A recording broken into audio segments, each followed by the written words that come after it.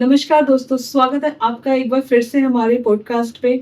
आज हम लोग सेविंग्स एंड इन्वेस्टमेंट से जुड़ी हुई सारी जानकारियाँ प्राप्त करेंगे और इससे जुड़ी हुई जानकारी देने के लिए आज हमारे स्टूडियो में बहुत ही खास मेहमान कुणाल अरोड़ा जी मौजूद हैं, जो कि पेशे से एक सीए हैं। तो कुणाल जी, आपका हमारे स्टूडियो में बहुत-बहुत स्वागत है। बहुत बहुत सेविंग्स एंड इन्वेस्टमेंट में क्या डिफरेंसेस है? देखिए, सेविंग्स और इन्वेस्टमेंट्स में डिफरेंस अलग अलग पर्सपेक्टिव से होता है कि सेविंग्स और इन्वेस्टमेंट को करने का आपका मोटिव क्या है। अगर आपका मोटिव है कि आपको एक इमरजेंसी फंड क्रिएट करना है, तो आपको सेविंग्स पे पैसा लगाना चाहिए, बैंक पे पैसा मेंटेन करना चाहिए। अगर आपका पर्पस है आपको लॉन्ग टर्म में रिटर्न कमाना है, तो आपको अलग अलग फंड्स पे पैसा लगाना चाहिए।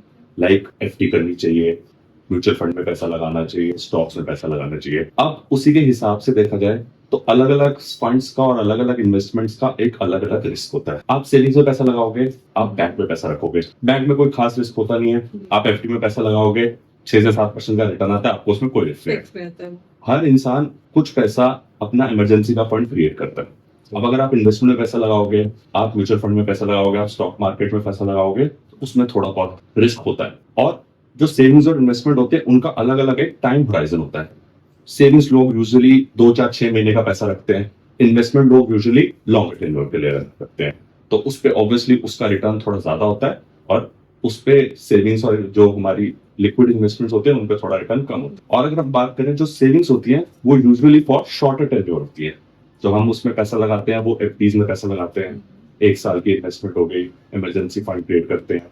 और जो इन्वेस्टमेंट होती है वो यूजुअली लॉन्गर टेन्योर के लिए होती है। ओके, मतलब आप पैसे लगा के भूल जाओ। हाँ, नहीं, पैसे लगा के भूलना नहीं है। मतलब 10 इयर्स लॉन्ग टर्म हाँ, के लिए। 10 ईयर लॉन्ग टर्म, 10 साल, 15 साल भूलना नहीं है। उसको रिव्यू करना है कि हम जो इन्वेस्टमेंट कर रहे हैं वो सही जगह पे जा रही है कि नहीं जा रही। और यूजुअली सेविंग्स में हमारा रिस्क भी बहुत कम होता है।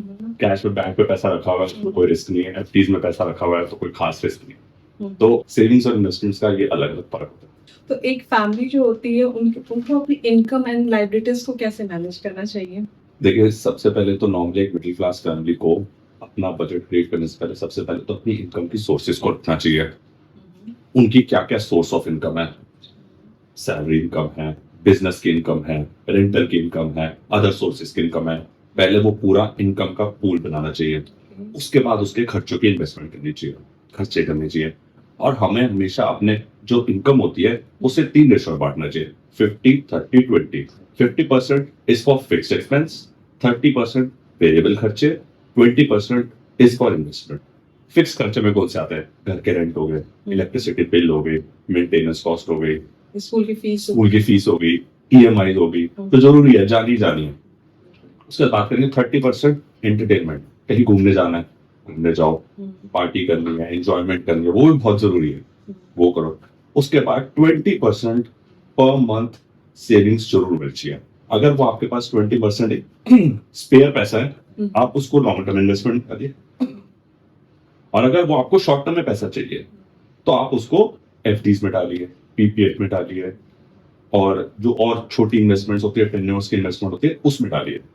अब हम एक बात करते हैं, जैसे किसी नॉर्मल मिडिल क्लास फैमिली की इनकम है 1 लाख रुपए, तो उन्हें 50,000 अपने मेंटेनेंस खर्चे डालने चाहिए, फिक्स खर्चे, 30% एंटरटेनमेंट में, और 20% अगर वो उनकी स्पेयर है जो कि उन्हें लॉन्ग टर्म में चाहिए, तो वो उन्हें बड़ी लॉन्ग टर्म टेन्योर की इन्वेस्टमेंट में डालना चाहिए, लाइक म्यूचुअल फंड, स्टॉक्स और रियल एस्टेट। नॉर्मली अपनी सैलरी के या अपनी इनकम के अकॉर्डिंग ही उन्हें अपना बजट प्लान करना चाहिए, बिल्कुल। क्योंकि मतलब सेविंग्स जो है या इन्वेस्टमेंट पर्पज से हो या एफडी में हो, वो बहुत ही जरूरी है। कई बार ऐसा होता है कि लोगों की सैलरी 6 लाख है तो 4 लाख है पर मंथ, लेकिन उनके पास कुछ भी सेविंग्स नहीं होती है। हाँ, वो इसलिए होता है क्योंकि वो अपनी उस सैलरी को उसी तरीके से खर्चे पाल लेते हैं। अब 4 लाख रुपए सैलरी है, 1.5 2 लाख रुपए होम लोन की ईएमआई जा रही है, बचा कितना? 50%, 4 लाख रुपए की सैलरी है, टैक्सेस जाएंगे 1 लाख रुपए, इन हैंड बचा क्या? 1 लाख 1.5 लाख रुपए, वो उनके जरूरी खर्चे में चले जाते हैं। तो इसीलिए उनको इन्वेस्टमेंट के लिए पैसा कुछ निकलता नहीं है। तो इसीलिए हमें अपने जो बजट है उसे बनाना बहुत जरूरी होता है, और अपनी इनकम के अकॉर्डिंग अपने बजट बनाना चाहिए, और इन्वेस्टमेंट का प्रोविजन जरूर रखना इस चाहिए। रेशियो को फॉलो करना है। इस रेशियो को फॉलो करना बहुत जरूरी है, 50 30 20। तो नॉर्मली जो मिडिल क्लास फैमिली है, म्यूचुअल फंड उनके लिए कितना सही है? म्यूचुअल फंड एक मिडिल क्लास फैमिली के लिए बहुत सही है। मेरे हिसाब से आपको एक बहुत छोटी उम्र में, बिगनर की एज में ही 18 साल की उम्र में एक 2000 की एसआईपी स्टार्ट करनी बहुत जरूरी है। वो एक 2000 रुपए की एसआईपी जब आप रिटायर होगे वो आपकी 2 करोड़ रुपए बन जाएगी और शायद उससे भी ज्यादा, उससे क्योंकि पहले मैं उसमें चाहूंगी कि आप म्यूचुअल फंड और एसआईपी ये सब के बारे में थोड़ा सा मेरे व्यूअर्स को बताएं कि क्या होता है म्यूचुअल फंड। बिल्कुल। म्यूचुअल फंड क्या होता है? म्यूचुअल फंड एक पूलिंग ऑफ फंड होता है जो प्रोफेशनल्स मैनेज करते हैं। उसमें डाइवर्सिफिकेशन ऑफ फंड होती है। वो अलग अलग स्टॉक्स में पैसे लगाते हैं, अलग अलग डाइवर्सिफिकेशन ऑफ स्टॉक्स में लगाते हैं। कुछ बॉन्ड्स में लगाते हैं, कुछ इक्विटी मार्केट में लगाते हैं, कुछ रियल एस्टेट एंटिटीज में लगाते हैं। तो इससे हमें एक डाइवर्सिफिकेशन ऑफ इन्वेस्टमेंट मिलती है। तो हमें जो बिगनर्स होते हैं जिन्हें नॉलेज नहीं होती, उन्हें हमेशा ही म्यूचुअल फंड से स्टार्ट करना है। एक छोटी सी एसआईपी आपको लॉन्ग टर्म में बहुत बड़ा बेनिफिट दे सकती है, जबकि आपको मार्केट की नॉलेज नहीं है। और with the passage of time इसको हमेशा एसआईपी को 1+10% की रेशियो से हर साल आपको बढ़ाते हुए जाना है। तो नॉर्मली म्यूचुअल फंड में एक्सपर्ट्स होते हैं जिनको सारी नॉलेज होती है, उसके अकॉर्डिंग वो आपका पैसा इन्वेस्ट करते हैं। बिल्कुल। जो ये फंड्स मैनेजर्स होते हैं जिसमें हम फंड में पैसा लगाते हैं, उन फंड्स में आगे प्रोफेशनल एक्सपर्ट्स होते हैं जो हमारा पैसा लगाते हैं। तो म्यूचुअल फंड इसके लिए क्या चार्ज करते हैं इन्वेस्टर से? म्यूचुअल फंड्स इससे इन्वेस्टर्स के कुछ नहीं आते। अगर आप एक डिस्ट्रीब्यूटर के थ्रू जा रहे हो, अगर आपके बीच में कोई ब्रोकर है, तो आपको एक छोटा सा अमाउंट उनको एक्सपेंस रेशियो का देना पड़ता है। और म्यूचुअल फंड्स वाले भी आपसे इसका जो फंड होता है वो 1 पॉइंट कुछ समथिंग का एक्सपेंस रेशियो वो बहुत चेक करके आपको इन्वेस्टमेंट करनी होती है। आप वो बहुत इजीली चेक कर सकते हो। आप किसी भी ऐप पे जाओगे, ग्रो पे जाओगे, जीरो पे जाओगे, आपको एक्सपेंस रेशियो मिली दिखती है और वो उसी के अकॉर्डिंग वो एक्सपेंस रेशियो भी लेते हैं और उसके अकॉर्डिंग ही आपको इन्वेस्टमेंट करनी चाहिए। जिसको कोई नॉलेज नहीं है, जो बिगनर है, उसे म्यूचुअल फंड के थ्रू ही जाना चाहिए। मेरे हिसाब से तो बिल्कुल। जिसको नॉलेज नहीं है उसको छोटी सी इन्वेस्टमेंट है। मेरे ख्याल से तो जब तक आपके पास 10 लाख रुपए कैपिटल नहीं है ना, आपको शेयर मार्केट में तो जाना ही चाहिए। एक्जैक्टली ये बात मैं भी कई बार सुनती हूँ कि छोटे इन्वेस्टर्स के लिए स्टॉक मार्केट है ही नहीं। छोटे इन्वेस्टमेंट्स के लिए स्टॉक मार्केट बिल्कुल नहीं है। आप पैसा दे के ही जाओगे। म्यूचुअल फंड बिल्कुल सही है। आप एक छोटी सी करते करते करते करते करते with the passage of time compounding का बेनिफिट मिलेगा आपको और लॉन्ग टर्म में आपका बहुत बड़ा पूल इकट्ठा हो जाएगा। ये कंपाउंडिंग के बारे में थोड़ा डिटेल में बताएं। देखिए, कंपाउंडिंग का मतलब होता है इंटरेस्ट पे इंटरेस्ट। ओके। अगर आपने आज 10,000 रुपए लगाए, वो अगले साल अगर 10% कमा के देगा तो वो 11,100 देगा। वो अगले साल फिर वो 11,100 इन्वेस्ट होंगे, उस पे 10,000 पे लेगा तो वो 12,200 हो जाएंगे। फिर वो 12,200 फिर से इन्वेस्ट होंगे, तो वो ऐसे बढ़ते बढ़ते बढ़ते बढ़ते वो कंपाउंडिंग का बेनिफिट मिलता है। अमाउंट बढ़ते जाएगा और रिटर्न अच्छा मिलेगा। रिटर्न अच्छा मिलेगा और जितना लंबा टाइम होराइजन होगा उतना अच्छा आपको रिटर्न मिलेगा। जैसे मैं आपको एक एग्जांपल्स बताता हूँ। मेरी अभी एज 30 इयर्स है। ठीक है। अगर मैं आज की डेट में पर मंथ 25,000 की एक एसआईपी करता हूँ, तो आज से 10 साल के बाद मेरे पास कितना पैसा होगा? कितना? 1 करोड़ रुपए। और अगर मैं ये 25,000 रुपए की इन्वेस्टमेंट को 50,000 रुपए कर देता हूँ तो मेरे पास 10 साल के बाद 5 करोड़ रुपए होंगे। कंपाउंडिंग की वजह से। ये कंपाउंडिंग का बेनिफिट है।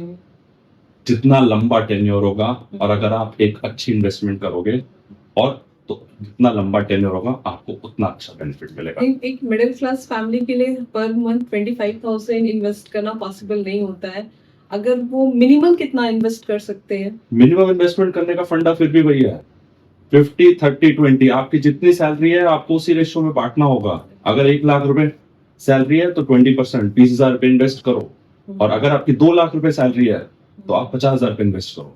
तो मिनिमम एसआईपी कितना किया जा सकता है? मिनिमम एसआईपी आप 100 रुपीज से भी स्टार्ट कर सकते हो, 1000 रुपीज से भी स्टार्ट कर सकते हो और 5,000 से भी स्टार्ट कर सकते हो। तो मिनिमम इन्वेस्टमेंट की कोई लिमिट नहीं है, आप कर सकते हो बहुत अच्छे से। तो नॉर्मली अपने बजट के अकॉर्डिंग इसमें इंसान इन्वेस्ट कर सकता है। सर, आज के टाइम में सबसे सेफ एंड प्रॉफिटेबल इन्वेस्टमेंट की शुरुआत कैसे कर सकते हैं?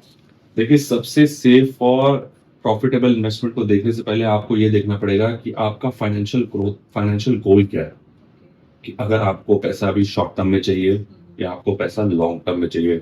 कभी कभी ऐसा होता है कि हमें इमरजेंसी में फंड चाहिए होता है कि कुछ 6 महीने में पैसा चाहिए, बेटी की शादी है और कुछ भी और इमरजेंसी है तो हमें पैसा चाहिए।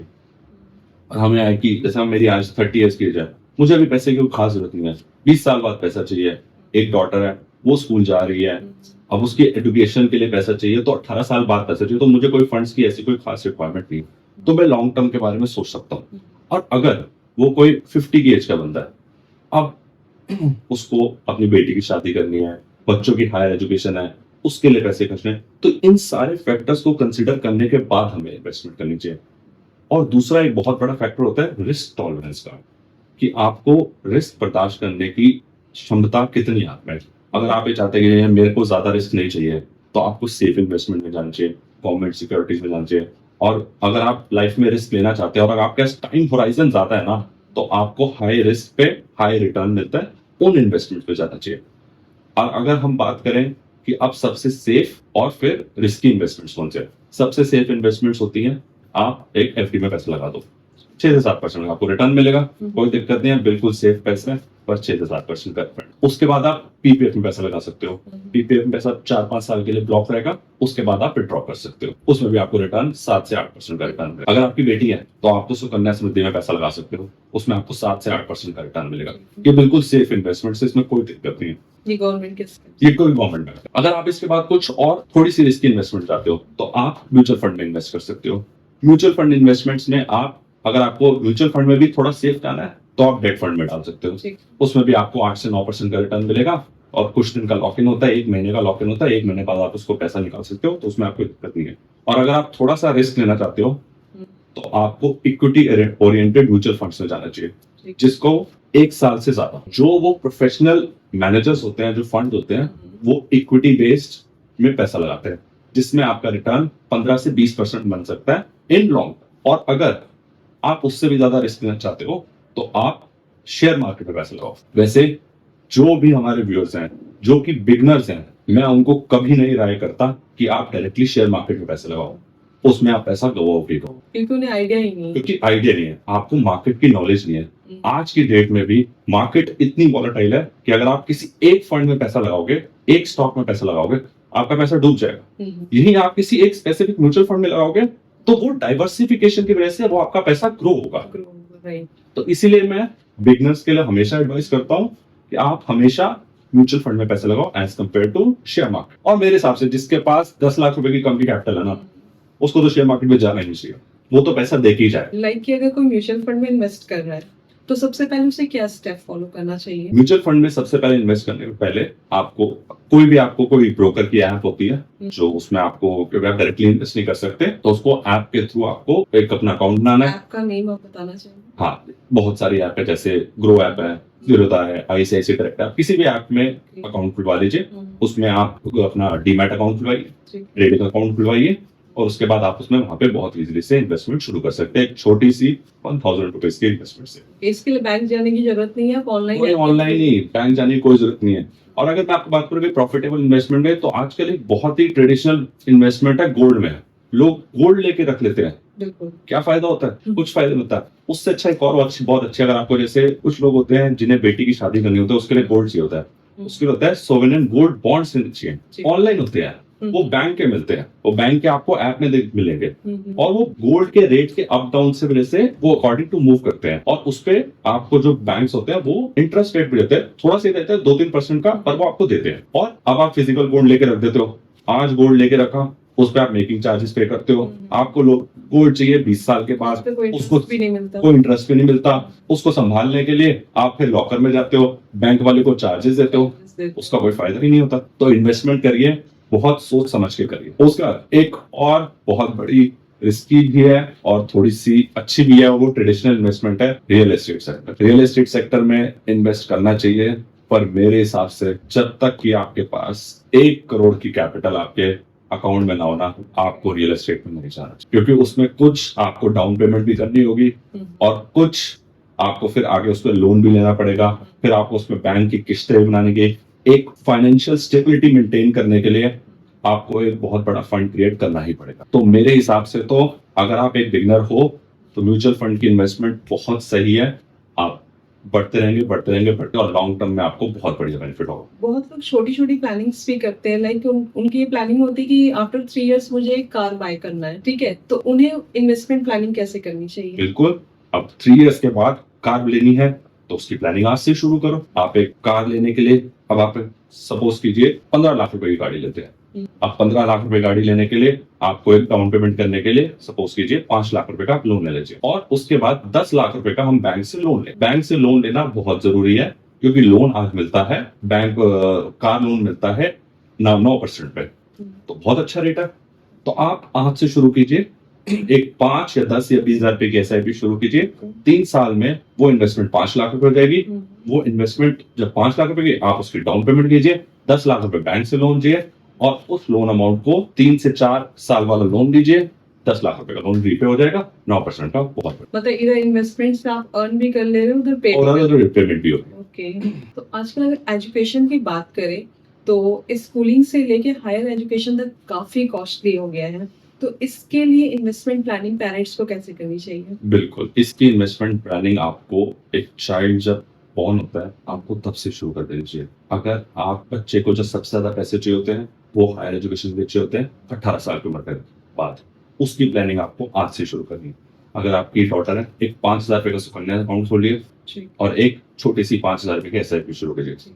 आप उस सुकन्या अकाउंट में मिनिमम 1,000 रुपए डालते हैं, आप हर महीने 5,000 रुपए डालेंगे तो आपको वो पैसा डालना है 15 साल तक। उसके बाद वो आपको टैक्स फ्री मिलेगा 18 साल की उम्र में 50% और 50% मिलेगा 21 साल की उम्र, जो बिल्कुल टैक्स फ्री होगा। ये सबसे अच्छी बात है, टैक्स फ्री। बिल्कुल टैक्स फ्री, ये गवर्नमेंट की गवर्नमेंट बैक्ड है, तो इसलिए बिल्कुल सेफ इन्वेस्टमेंट है। और जिनकी भी बेटी है उनको एक सुकन्या अकाउंट जरूर बनाना चाहिए। उस पे आपको 7 से 8% का रिटर्न मिलता है और टैक्स फ्री होता है, सबसे बड़ा मेन बेनिफिट। और एक SIP आपको 5,000 रुपए की शुरू करनी है, जो कि आप 5,000 रुपए की इन्वेस्टमेंट 18 साल के बाद करेंगे तो आपका कम से कम तो 1 से 1.5 करोड़ रुपए इकट्ठा हो जाएगा। अभी मैं इस पे आपको एक बात एग्जांपल से समझाता हूँ कि मैं ये क्यों बोलता हूँ। एक मेरे नोन है जो बहुत अच्छे हैं, मतलब बहुत अच्छी पोजीशन पे है, आज वो भी उनकी अच्छी खासी सैलरी, तो उन्होंने अपनी जो लाइफ में अर्निंग शुरू की थी 2007 में। अब 2007 में अर्निंग स्टार्ट करी, आज उनकी 2024 में बेटी 16 साल की होगी। 16 साल की होगी, अब उसने अपनी 10th हो गई, 12th हो गई, उसके बाद अब उसको 1 करोड़ रुपए चाहिए MBBS करने के लिए। कहाँ से लाए? अब इन 16 साल में उन्होंने कोई म्यूचुअल फंड तो किया नहीं, उन्होंने घर चलाया, उसके बाद उन्होंने एक 2 करोड़ रुपए का घर ले लिया। अब 1 करोड़ रुपए कहाँ से आए? अब 1 करोड़ रुपए इकट्ठा तो कर नहीं रखा। अब वो जो घर है वो 2 करोड़ का है, या तो अब वो उस घर को गिरवी रखे और फिर से लोन ले और फिर उसकी किस्तें चुकाए, और या अब ऐसा तो हो नहीं सकता कि आधा घर बेच दे और 1 करोड़ रुपए ले आए, वो भी पॉसिबल नहीं है। अब करे क्या? तो इसीलिए कहते हैं कि रियल एस्टेट इन्वेस्टमेंट वो आती तो अपनी मर्जी से है पर जाती दूसरे की मर्जी से है। बिल्कुल। अब इसके चक्कर में वो बेटी MBBS नहीं कर पा रही क्योंकि 1 करोड़ रुपए नहीं है। यही अगर उन्होंने म्यूचुअल फंड में पैसा लगाया था, वो धीरे धीरे करके बढ़ता रहता। आपको कभी भी चाहिए, आज 5 लाख रुपए चाहिए, 5 लाख रुपए निकालो, 10 लाख रुपए चाहिए, 10 लाख रुपए निकालो, ऐसे ऐसे निकलता रहता। और 1 करोड़ रुपए इन्वेस्टमेंट पता भी नहीं बहुत चलती। बढ़िया होती है। अगर उन्होंने वो 16 साल पहले वो इन्वेस्टमेंट शुरू करी होती तो 2024 में आज वो 1 से 2 करोड़ रुपए उनका वैसे बिना इन्वेस्टमेंट के 1 करोड़ रुपए सेव करना बहुत बड़ी बात होती है। एक मिडिल क्लास फैमिली के लिए 1 करोड़ रुपए सेव करना बहुत बड़ी बात है, पर वो छोटी हर महीने की इन्वेस्टमेंट, हर महीने की एक छोटी सी से आपको बहुत बेनिफिट होती है। एक बाप ने अपने बेटे से कहा था, कहते हैं 18 साल की उम्र में एक 2,000 रुपए की SIP करनी बहुत, मेरे को चाहे कुछ भी हो जाए पर ये 2,000 रुपए की SIP बहुत काम। तो ये तो बात हो गई म्यूचुअल फंड SIP की। भाई शेयर मार्केट कैसे काम करता है? अगर कोई शेयर मार्केट में इन्वेस्ट करना चाहे तो वो कैसे कर सकते हैं? देखिए, अगर आपको शेयर मार्केट में इन्वेस्ट करना है तो उसके लिए सबसे पहले आपको एक डीमैट अकाउंट खुलवाना है। ये आप बहुत इजीली बिना किसी चार्जेस के लिए किसी भी ऐप से ओपन करवा सकते हैं, जैसे ग्रो, ज़ीरोधा, ICICI डायरेक्ट, किसी में भी। पर के लिए एक बात ध्यान रखिएगा, एट ए टाइम आप एक ही डीमैट अकाउंट फ्री में खुलवा सकते हैं। अगर आपने 2 ऐप पे डीमैट अकाउंट खुलवा लिया तो एक ऐप आपसे चार्जेस लेना स्टार्ट कर देगी, तो आप एक ही ऐप पे डीमैट अकाउंट खुलाइए और फ्री में अकाउंट, उसके कोई चार्जेस नहीं होते। दूसरा, उसके बाद आपको एक ट्रेडिंग अकाउंट खुलवाना है। आप ट्रेडिंग अकाउंट पे उस पर आपको ट्रेडिंग करने के आपको राइट्स मिलते हैं। ट्रेडिंग राइट्स लेने के बाद आपको अब आप ब्रोकर के थ्रू आप शेयर मार्केट में कभी भी डायरेक्टली इन्वेस्ट नहीं कर सकते, आपको किसी ब्रोकर के थ्रू करना है। तो लाइक ज़ीरोधा और ये जो ग्रो है, ये सब ब्रोकर होते हैं, इनके थ्रू आप इन्वेस्ट कर सकते हैं। उसके बाद आपको शेयर मार्केट में इन्वेस्ट करने से पहले मार्केट रिसर्च करनी बहुत जरूरी है। फाइनेंशियल्स, कंपनी के गोल्स, फोकस, ये सब कुछ स्टडी करना बहुत जरूरी, क्योंकि जब आप शेयर मार्केट में पैसा लगाते हो तो आप किसी एक स्टॉक पे पैसा लगाते हो। वो स्टॉक ऊपर जाता है तो आपका पोर्टफोलियो ऊपर जाता है, वो स्टॉक नीचे जाता है तो आपका पोर्टफोलियो नीचे जाता है। इसमें कोई आपको डाइवर्सिफिकेशन का बेनिफिट नहीं मिलता कि आपका पोर्टफोलियो मैनेज हो पाएगा। कई लोगों की ऐसी आदत होती है ना कि अगर शेयर मार्केट ऊपर जा रहा है तो तुरंत उसे सेल आउट कर देना या तुरंत बाय कर देना, बहुत ही वो इंस्टेंट इन चीजों को फॉलो करते हैं हाँ बिल्कुल, ऐसा भी बहुत सारे लोग करते हैं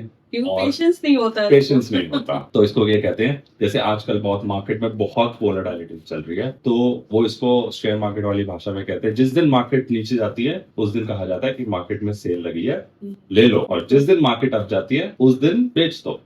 तो ऐसा जरूरी नहीं होता कि जिस दिन मार्केट अप जाए उस दिन आपका शेयर भी अप जाएगा। बिल्कुल, शेयर मार्केट में भी सेल लगती है, हम लोग इससे कह सकते हैं। बिल्कुल, जिस दिन मार्केट नीचे जाती है उस दिन शेयर सेल लगती है, आप ले सकते हैं, बट ऐसा जरूरी नहीं, जिस दिन सेंसेक्स और निफ्टी ऊपर जाएगी उसमें आपको प्रॉफिट हो गई। तो कुछ शेयर्स पे होते हैं, वो अलग अलग टाइप के शेयर्स होते हैं, ब्लू चिप स्टॉक्स होते हैं। ब्लू चिप स्टॉक्स हो गए जो बिग लार्ज कॉर्पोरेट स्टॉक्स होते हैं, लाइक TCS हो गया, टाटा का स्टॉक हो गया, और HDFC बैंक के स्टॉक हो गया, ICICI बैंक का स्टॉक है, बिग स्टॉक, ये स्टेबल स्टॉक होते हैं, इनमें ज्यादा लॉस नहीं होता। कुछ होते हैं इंडेक्स फंड्स स्टॉक्स, जिसका रिटर्न 10 से 15% का रिटर्न होता है। तो ये भी सेंसेक्स निफ्टी जो टॉप 50 स्टॉक्स होते हैं उस पर वर्क करते हैं। उसके बाद आते हैं कुछ डिविडेंड फंड्स होते हैं। डिविडेंड फंड्स होते हैं, इसमें रिटर्न 7 से 8% का होता है, और इसमें डेट फंड्स होते हैं, बेसिकली ये जो गवर्नमेंट के डेट बॉन्ड्स होते हैं और जो डेट फंड्स होते हैं उनमें पैसा लगाते हैं, तो इसमें लेस रिस्क होता है। तो ऐसे ही स्टॉक मार्केट वर्क करता है। शेयर मार्केट के लिए अगर मैं कहूँ तो पहले ऐसा था कि 1 वीक में एक बार शायद वो अनाउंस करते थे कि कितना ग्राफ ऊपर गया है या नीचे है, जो भी उनका पोर्टफोलियो होता था।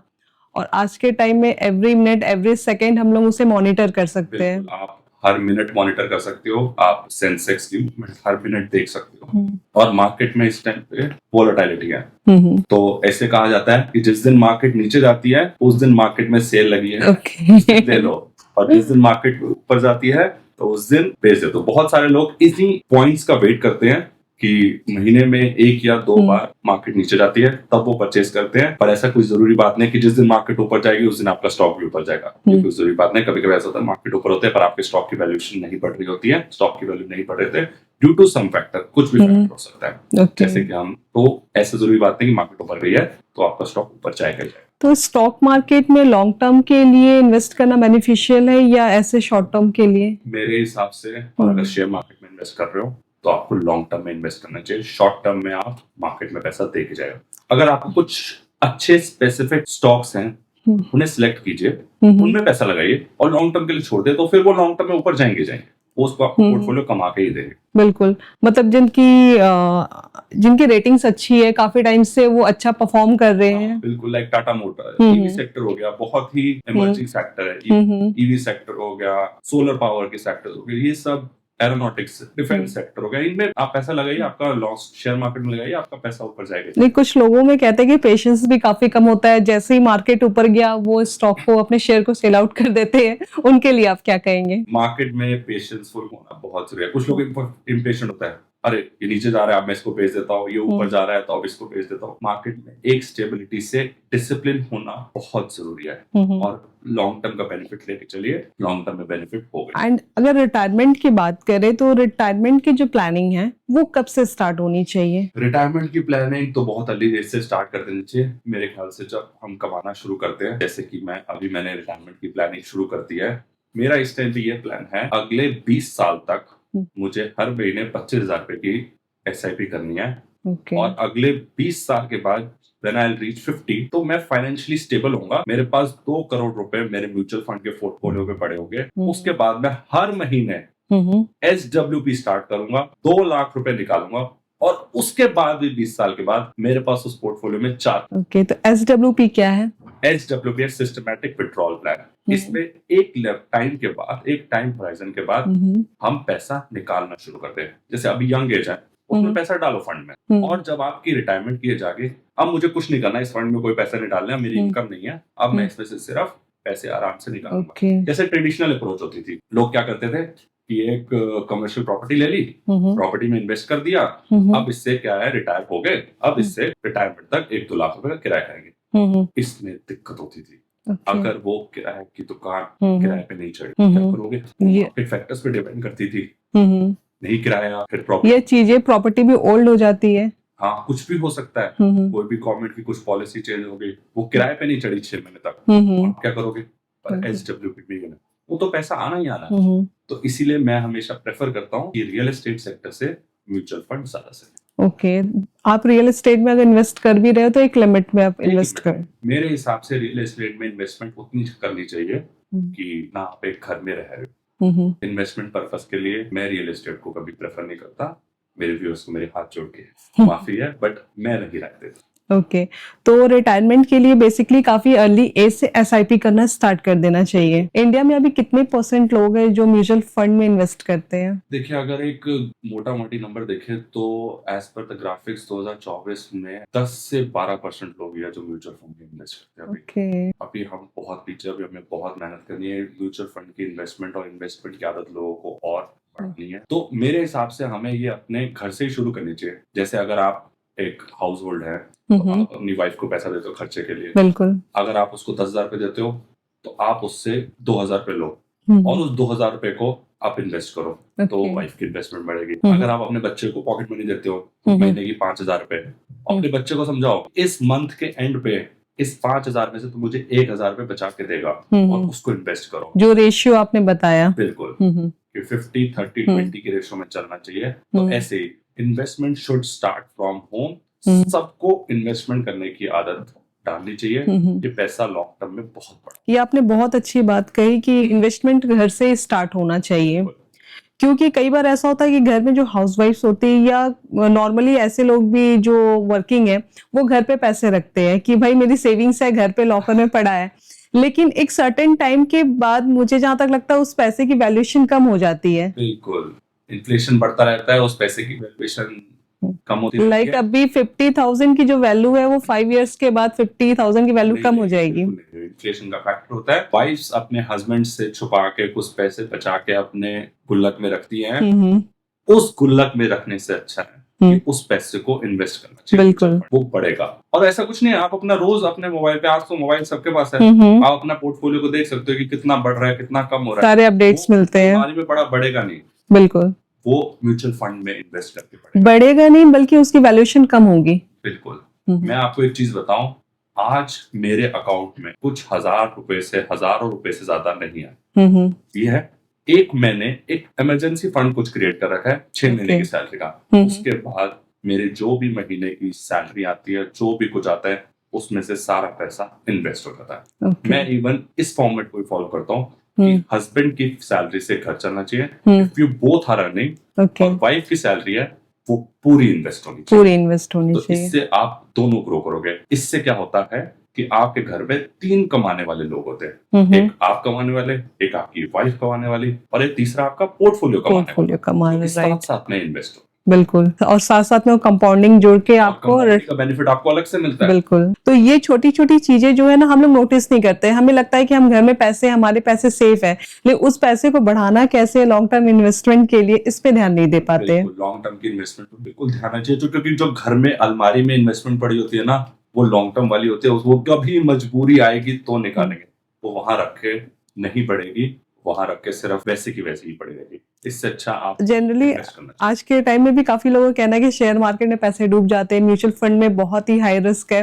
तो ऐसा कोई एग्जांपल जो आपके पास आया हो जिसने कहा हो कि यार मेरे तो पैसे डूब गए, इसमें पैसा नहीं लगाना चाहिए? मैं ये नहीं मानता। शेयर मार्केट में है, बहुत सारे लोग हैं, बहुत स्टॉक्स में, अच्छे स्टॉक्स में पैसा लगाया था, वो आज पोर्टफोलियो डाउन है। बट म्यूचुअल फंड में ऐसा नहीं होता। अगर म्यूचुअल फंड में आप पैसा लगाओगे, क्योंकि वो म्यूचुअल फंड साथ साथ सिप अप होता है, वो एक साथ बढ़ता रहता है। और वो क्योंकि प्रोफेशनल मैनेज करते हैं, क्योंकि शेयर मार्केट और म्यूचुअल फंड में सबसे बड़ी प्रॉब्लम क्या होता है, हम इन्वेस्ट तो कर लेते हैं, ये हमें पता होता है कि हमें ये स्टॉक लेना है, रिसर्च भी कर ली, सब कुछ कर लिया, इन्वेस्टमेंट कर ली, बट एग्जिट पॉइंट नहीं पता। बिल्कुल, कि किस पॉइंट पे, इस पॉइंट पे मुझे मार्केट से निकल जाना है, हमें वो पॉइंट नहीं पता होता। अगर हमें वो पॉइंट पता लग जाए किस पॉइंट पे एग्जिट करना है, फिर आपको कोई प्रॉब्लम है। म्यूचुअल फंड में आपको टेंशन ही नहीं है। म्यूचुअल फंड में मेरी एग्जिट पॉइंट मेरी विश के हिसाब से है। मैं आज इन्वेस्टमेंट कर रहा हूँ, मुझे पैसा चाहिए 20 साल के बाद, जब मेरी डॉटर की हायर एजुकेशन होगी, तो मैं 20 साल बाद पैसा लगाऊंगा ना, निकालूंगा ना। आज क्यों निकालूंगा? पर शेयर मार्केट में तो मुझे देखना पड़ेगा रोज सुबह उठ के, यार ये बढ़ गया, ये कम हो गया, ये बढ़ गया, ये कम हो गया। क्यों टेंशन? और टेंशन अलग लगा है, दिमाग वहीं पे रहेगा। टेंशन नहीं, मेरे को 18 साल बाद ही निकालना है, जब उसके है तब वो पोर्टफोलियो बहुत ही बड़ा होगा, कोई टेंशन नहीं। अगर आज भी हम देखा जाए इस टाइम पे करंट इंडिया की मार्केट में, अभी जैसे आपने पीछे देखा होगा कि ईरान और इजराइल की वॉर चल रही है, उसकी वजह से मार्केट डाउन हो गई। हम्म, हर महीने कोई ना कोई फैक्टर आता रहता है, बिल्कुल। गवर्नमेंट चेंज होगी उसकी वजह से फैक्टर मार्केट डाउन होगी। तो ये ऐसे मार्केट स्टॉक आपके डाउन होता है, इन्फ्लेशन म्यूचुअल भी फंड ऊपर में नीचे आपको होता है। टेंशन ही नहीं है। आप एक बार किसी सही फंड में पैसा डाल दो, हम्म। वो लॉन्ग टर्म में ऊपर जाएगा ही जाएगा, ओके। आपको टेंशन लेने की जरूरत ही नहीं है और पैसा आपको सेफ ही रहेगा। और मैं इसमें अगर कोई लोग हैं जो लॉन्ग टर्म के बारे में सोच रहे हैं, मैं उनको हमेशा एडवाइस करूंगा कि वो इक्विटी ओरिएंटेड में लगाए। ओके। म्यूचुअल फंड के भी अलग अलग टाइप्स होते हैं, कुछ डेट फंड्स होते हैं, कुछ इक्विटी ओरिएंटेड फंड होते हैं। इक्विटी में भी कुछ बेनिफिट्स होते हैं, इक्विटी में भी अलग अलग टाइप होता है। एक कुछ ELSS होते हैं जो हमें टैक्स का बेनिफिट देते हैं, 1,50,000 की लिमिट तक 80 की डिडक्शन देते हैं। पर उसमें एक इशू होता है कि उसमें वो 3 साल के लॉक इन होते हैं। अगर आपको तो म्यूचुअल फंड में इन्वेस्टमेंट करनी है कि आपको 80 की डिडक्शन लेनी है, तो आप उसमें इन्वेस्टमेंट करें। बट अगर आपके पास 80 की डिडक्शन नहीं लेते, तो उसके अलावा आपको इक्विटी हाइब्रिड में लगाना चाहिए, जो कि डेट और इक्विटी दोनों में इन्वेस्ट करते हैं। ये तो या तो फिर आपको इक्विटी थेमेटिक में लगना चाहिए। जो थेमेटिक होता है उसमें वो प्रॉपर्ली इक्विटी मार्केट में इन्वेस्ट, और जिनका रिटर्न भी अच्छा होता है लॉन्ग टर्म में अगर देखा जाए तो 20 से 25%। आपने कहा 3 साल का लॉक होता है, तो इस बीच उसमें कोई पैसे विड्रॉ नहीं कर सकता? हाँ, आप विड्रॉ नहीं कर सकते पैसे। वो 3 साल के बाद जो आपको यूनिट्स आज मिली होती है, वो आप 3 साल के बाद विड्रॉ कर सकते हैं। ओके। एंड अगर इंश्योरेंस की बात करें तो टर्म इंश्योरेंस और हेल्थ इंश्योरेंस आज के टाइम में फाइनेंशियल प्लानिंग के अकॉर्डिंग कितना सही है? बहुत इंपॉर्टेंट है। टर्म इंश्योरेंस और हेल्थ इंश्योरेंस आज की डेट में बहुत इंपॉर्टेंट है। अगर मैं आपको बताता हूँ टर्म इंश्योरेंस क्या होता है और एक हेल्थ इंश्योरेंस। ठीक है। टर्म इंश्योरेंस ये होता है जब आप कमाना शुरू करते हो, आपको सबसे पहले एक टर्म इंश्योरेंस मिले। अर्ली एज में टर्म इंश्योरेंस लेने का बेनिफिट होता है कि आपका प्रीमियम कम होता है। उसमें आपको हर साल प्रीमियम देना होता है। और जब आप 85 या 75 की एज पे पहुंच जाएंगे, अगर यू आर अलाइव, फिर तो कोई इशू नहीं। बट इन केस कोई मिस हैपनिंग हो जाती है, तो आपकी फैमिली को 2 करोड़ रुपए मिलेंगे, जिसका प्रीमियम कुछ आज की डेट में 18,000 रुपए होता है। ओके। तो 18,000 रुपए आप अगर 30 साल के लिए भी दिया, तो पर आपको जो इन्वेस्टमेंट मिलती है आपको वो 2 करोड़ रुपए की मिलती है। तो टर्म इंश्योरेंस बहुत जरूरी होते हैं। और हेल्थ इंश्योरेंस वो भी बहुत जरूरी होता है। हेल्थ इंश्योरेंस हमको जरूर लेना चाहिए। जब मेडिकल इमरजेंसी आती है ना, उस टाइम पे पैसे वैसे कुछ नहीं, उस टाइम में इंश्योरेंस ही बहुत काम आती है। मेडिकल इंश्योरेंस में कोई कमी नहीं आनी चाहिए। अगर आपकी हेल्थ इंश्योरेंस होती है तो आपको सारी फैसिलिटीज वो लेनी चाहिए। हेल्थ इंश्योरेंस और टर्म इंश्योरेंस आज की डेट में बहुत इंपॉर्टेंट है, हर घर में होनी चाहिए, क्योंकि इससे हमारी लाइफ की सिक्योरिटी रहती है। बिल्कुल, लाइफ की सिक्योरिटी बहुत जरूरी है। मैं LIC को इतना वो नहीं करता, क्योंकि ऑब्वियसली LIC में रिटर्न बहुत कम है। मैं LIC को प्रेफर नहीं करता। बट टर्म इंश्योरेंस और हेल्थ इंश्योरेंस को बहुत, और उसमें आपको 80C का बेनिफिट भी मिलता है। टर्म इंश्योरेंस में आपको 80C का बेनिफिट मिलता है, और हेल्थ इंश्योरेंस में आपको 80D का बेनिफिट मिलता है, जिसकी अगर आपने अपने पेरेंट्स के लिए लेगा तो आपको 50,000 एडिशनल मिलता है, और आपने अगर अपनी फैमिली के लिए ले रखा है तो 25,000 उसमें मिलता है। टैक्स का बेनिफिट भी मिल जाता है। 75,000 का बेनिफिट। ओके। तो व्यूअर्स, आई थिंक आज आपको सेविंग्स एंड इन्वेस्टमेंट के बारे में बहुत सारी चीजें पता लगी होगी कि कैसे आप लोग लॉन्ग टर्म के लिए प्लान कर सकते हो और अपनी लाइफ को इजी बना सकते हो। धन्यवाद।